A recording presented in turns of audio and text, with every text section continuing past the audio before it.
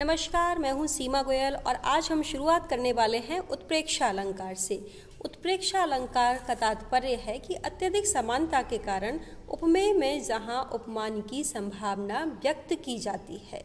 उपमेय से तात्पर्य है उपमा देने योग्य, जैसे सीता का मुख।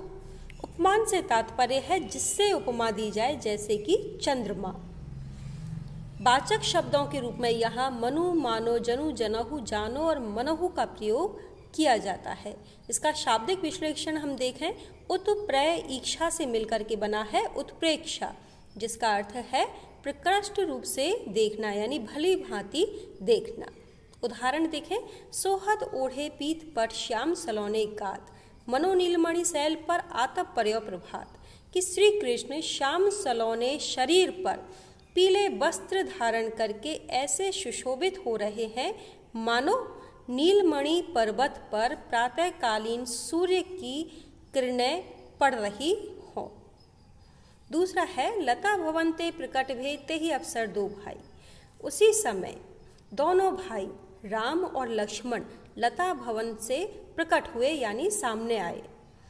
उन दोनों को देख करके ऐसा लगा मानो जुग बिमल विधु, मानो दो पवित्र चंद्रमा जलद पटल यानी बादलों के समूह को बिलगाई यानी छितरा करके बाहर निकले हों। तो यहाँ पे उत्प्रेक्षा अलंकार के द्वारा ऊपर वाले जो पद है उसमें श्री कृष्ण के सौंदर्य का वर्णन किया गया है और नीचे वाले में श्री राम और लक्ष्मण के आगमन की प्रस्तुति दिखाई गई है। हरिमुख मानो मधुर मयंक। श्री कृष्ण का मुख इतना सुंदर है मानो मधुर मयंक यानी चंद्रमा हो। उस काल मारे क्रोध के तन कांपने उसका लगा, मानो हवा के वेग से सोता हुआ सागर जगा। तो किसी नायक की क्रोध की वजह से कैसी अभिव्यक्ति थी, किस तरह की स्थिति थी, उसके मनोभाव कैसे थे, इसको अभिव्यक्त करने के लिए समुद्र को उपमान के रूप में यहाँ बताया गया है कि ऐसा लगा मानो तेज हवा के वेग से गंभीर और शांत समुद्र में तूफान आ गया हो। मिटा मोद मन भय मलिने विधि निधि दीन लेत जनु छीने। यहाँ पर देखो कितनी सुंदर भाव अभिव्यक्ति उत्प्रेक्षा अलंकार के माध्यम से की गई है कि मिटा मोद मन भय मलिने, खुशियाँ समाप्त हो गईं, मन उदास हो गए, हताश हो गए। ऐसा लगा जनु यानी मानो विधि निधि दीन है, विधाता ने खुशियां दे करके, विधाता ने धन दौलत दे करके मानो छीन ली हो। यानी किसी को हम पहले उसके मन की सारी चीज़ें दे दें, उसको खूब खुशियां दे दें और फिर उससे वो खुशियां छीन लें, तो मन जिस तरह से मायूस हो जाता है वैसी ही स्थिति ऊपर वाले पद में दिखाई गई है। चमचमात चंचल नयन बीच घूंघट पट झीन, मानहु सुरसरता विमल जल बिछुरत जुग मीन। तो यहाँ पर नायिका का वर्णन किया गया है कि नायिका के घूंघट के झीने झीने कपड़े के बीच में उसके चंचल नयन ऐसे चमचमा रहे थे मानो सुरसरता यानी देव नदी गंगा के पवित्र जल से दो मछलियाँ बिछुड़ गई हों। और पानी से मछलियां बिछुड़ने पर जैसे चंचल हो जाती हैं, ऐसे ही उस घूंघट के झीने झीने पर्दे में से नायिका के चंचल नयन दिखाई दे रहे थे। लट लटकनी मनोमत्त मधुपगन मादक मधु ही पिए। यहाँ पर वर्णन किया गया है कि राम या कृष्ण तो कि इतना सुंदर चेहरा था कि उस चेहरे पर जो लटकी हुई थी वो ऐसी लग रही थी मानो भौरों का समूह मदिरा के पान से मदमस्त होकर के और उस मधु का, उस पराग का, उस मदिरा का पान कर रहा हो। तो यहाँ पर मुख की सुंदरता और उस मुख पर लटकने वाली लटकनों का संबंध यहाँ पर बताया गया है। कहती हुई यों उत्तरा के नेत्र जल से भर गए, हिमकणों से पूर्ण मानो हो गए पंकज नए।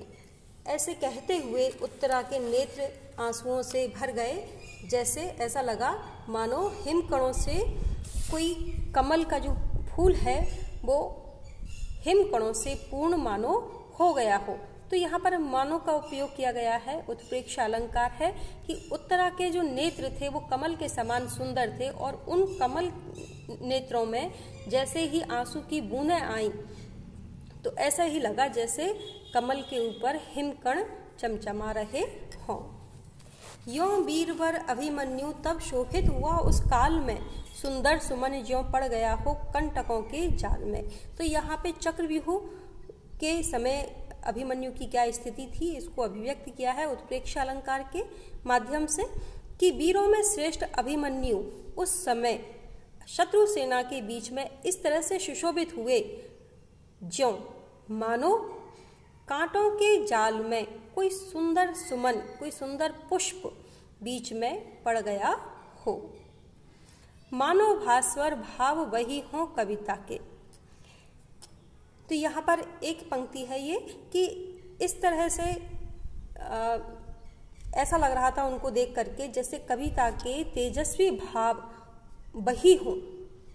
तो यहाँ पर भी उत्प्रेक्षा अलंकार है। फिर एक बहुत ही सुंदर उदाहरण उत्प्रेक्षा अलंकार का।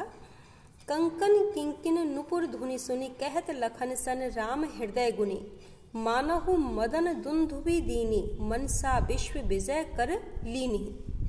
कि श्री राम ने जब पहली बार सीता के कंगनों की, करघनी की और घुंघरुओं की आवाज सुनी तो उनके हृदय में प्रेम भाव का उदय हुआ और इसी कारण लक्ष्मण के पास जाकर के राम अपने हृदय की बात कहने लगे।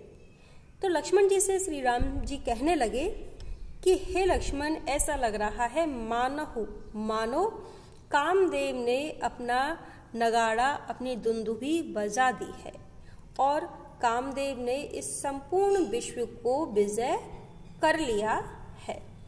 तो ये था उत्प्रेक्षा अलंकार।